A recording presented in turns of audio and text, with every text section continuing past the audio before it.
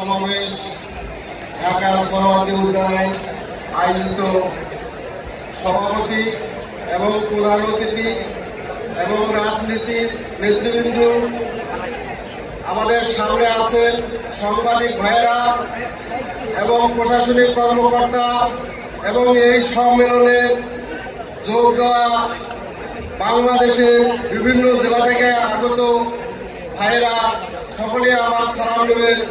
আসসালামু আলাইকুম।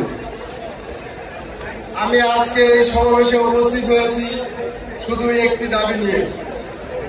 সেটা 16 জুলাই যখন শহীদ আবু সাঈদ 2 হাত প্রসারিত করে পুলিশের সামনে যে জীবন দিয়েছিল, যে কারণে সেই কারণের বাস্তবতাকে আমরা আজকে পেয়েছি নাকি?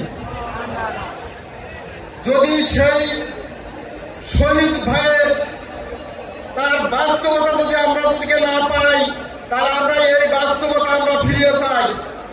আর না হলে আমাদের এই শহীদ ভাইদেরকে আমরা ফিরিয়ে চাই, যে শহীদ ভাইয়ের রক্তের বিনিময় এই বাংলাদেশ জুলাই গণঅভ্যুত্থান 24-এ যে শহীদ হয়েছে, এই শহীদের রক্তের বিনিময় এই বাংলাদেশ আজকে যে আমরা এই সমাবেশে একত্রিত হয়েছি, গত 17 বছর এই ফ্যাসিবাদ সরকারের আমলে আমরা কি এরকম সমাবেশ করতে পারছি কিনা?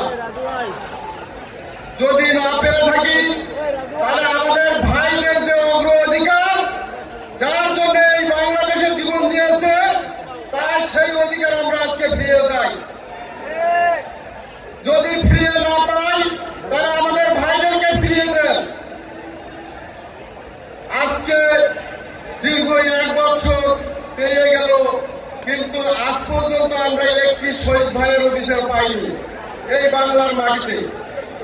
আমাদের শহীদ ভাইদের বিচারের দরকার আছে কি নাই? আমি মনে করি নির্বাচনের আগে আমাদের এই শহীদ ভাইদের বিচারের আগে প্রয়োজন। বাংলাদেশে আছে যে ফ্যাসিবাদ সরকারের দোসরেরা জায়গায় জায়গায় গাঁটটি মারি আছে, তারা পায়তারা চালাচ্ছে। যদি আমরা এই শহীদ ভাইদের বিচার পাই, সেই ফ্যাসিবাদী শয়তানেরা এই বিচারের আওতায় গ্রেপ্তার হবে। তাহলে আমরা এই বাংলাদেশকে একটি সুষ্ঠু নির্বাচন এবং মানুষের যে অগ্রাধিকার, যে ভোটের যে অধিকার, সেটা আমরা ফিরিয়ে পাবো।